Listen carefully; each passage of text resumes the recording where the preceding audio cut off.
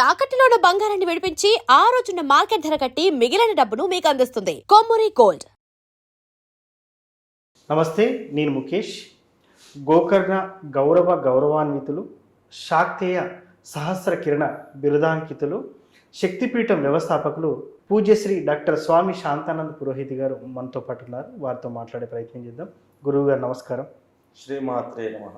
దత్తాత్రేయ స్వామి వజ్ర కవచం, ముఖ్యంగా ఈ వజ్ర కవచం చదవడం వల్ల ఒక మనిషి జీవితంలో ఎలాంటి మార్పు చూడవచ్చు అంటారు? దత్తాత్రేయుడు అంటే చాలామంది ఈ మధ్యకాలంలో చూస్తూ ఉన్నాం. గానగాపూర్ విశేషంగా వెళ్తున్నటువంటి పరిస్థితి, పిఠాపురంలోని దత్తక్షేత్రం చాలామంది దర్శించి వారి యొక్క సమస్యల నుండి బయటపడుతూ ఉన్నారు. ముఖ్యంగా ఈ దత్తాత్రేయ వజ్ర కవచం చదవడం వల్ల ఎలాంటి ఫలితాలు ఉంటాయంటారు? సో ఈ దత్తాత్రేయ వజ్ర కవచము చదవాలి అంటే మొదటగా ఆ చదివే యోగ్యతను మనం పొందాలి. ఏంటి క్వాలిఫికేషను దీన్ని చదవాలి అని అంటే దత్తాత్రేయుడు ఎట్లాగా వచ్చాడో అది ముఖ్యమైనటువంటి విషయం. దత్తాత్రేయ వారు ఎవరికి జన్మించారో అత్రి అనసూయలకు జన్మించినటువంటి సంతానము దత్తాత్రేయుడు. అంటే ఇక్కడ కేవలం మామూలుగా మనం అత్రి అనసూయ అని ఎప్పుడు కూడా మనం అంటూ ఉంటాం, కానీ అందులో ఉన్న పరమార్థాన్ని మనం గ్రహించాలి. అత్రి అంటే ఏమిటి? నా త్రి అని అర్థము. అంటే ఆ మూడు ఉండకూడదు. ఏమి? కామ, క్రోధ, లోభ అనేటటువంటి ఈ మూడు అవగుణాలు ఏవైతే ఉన్నాయో ఈ మూడు అవగుణాలు అనేటటువంటివి లేకపోతేనే నా త్రి ఇది అత్రి అని దాని యొక్క నిర్వచనం. అది ఒకటి. రెండవది అనసూయ అని చెప్తున్నాం. అనసూయ అంటే ఏంటి? అసూయ లేకపోవడము అని అర్థము. అంటే ఎవరికైతే అసూయ ఉండదో వాళ్ళు అనసూయ అని అర్థం దానికి. కాబట్టి ఆ రకంగా అత్రి అనసూయలు ఇద్దరు ఉంటేనే కదా దత్తాత్రేయుడు వచ్చేటటువంటిది. కాబట్టి ఈ కామ, క్రోధ, లోభం అనేటటువంటి ఈ మూడు అవగుణాలను దూరం చేసుకోవాలా, మనలో ఉన్నటువంటి అసూయను పక్కన నెట్టాలా. అప్పుడే దత్తాత్రేయుడి యొక్క అనుగ్రహం మనకు లభిస్తుంది. అనుగ్రహం లభించడానికి స్తోత్ర పారాయణం చేసే యోగ్యత మనకు అనేటటువంటిది లభిస్తుంది. ఈ రకంగా దత్తాత్రేయ వజ్ర కవచం పారాయణం చేయడానికి ముందుగా మనము అందిపుచ్చుకోవాల్సినటువంటి లక్షణాలు ఇవి. అవి అందిపుచ్చుకున్న తర్వాత అప్పుడు పారాయణం చేయడానికి ఉపక్రమించాలి.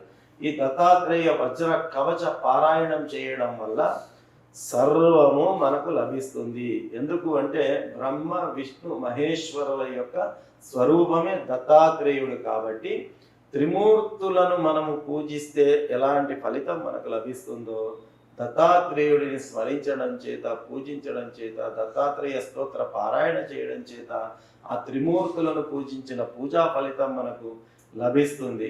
కాబట్టి దత్తాత్రేయ స్వామి వారి యొక్క చిత్రపటాన్ని ముందు పెట్టుకొని మొదటిసారి పారాయణం చేసేటటువంటి వాళ్ళు ఉంటే సంకల్పం చేయించుకొని సంకల్పయుక్తంగా ఆ పారాయణాన్ని ప్రారంభం చేయాలి.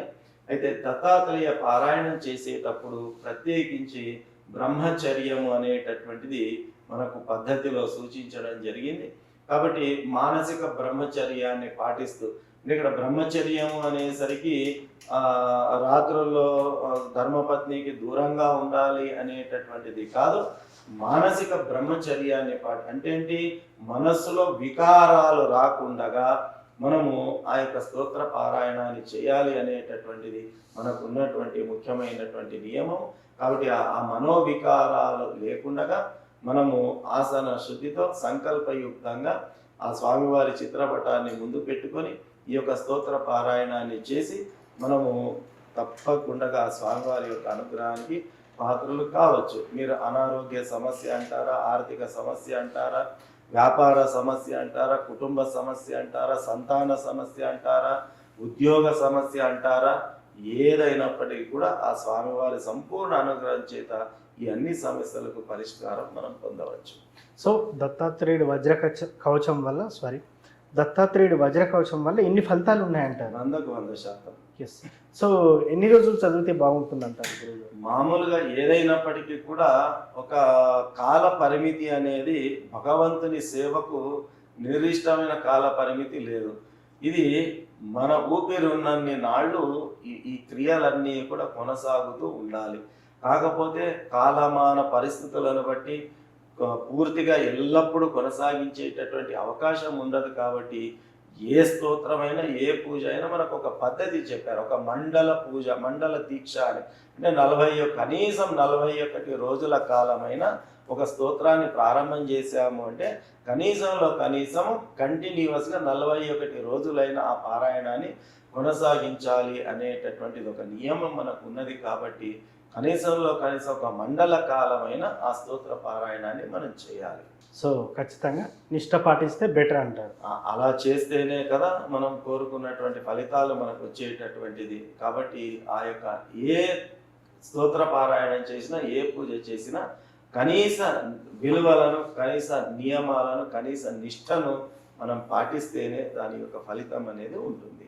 సో ముఖ్యంగా దత్తాత్రేయ వజ్ర కవచం చదవటం ఎలా చదవాలి, ఎలా చదివితే ఎటువంటి ఫలితం ఉంటుందని చాలా చక్కగా చెప్తున్నారు సార్. ధన్యవాదాలు. శ్రీమాత్రే నమః.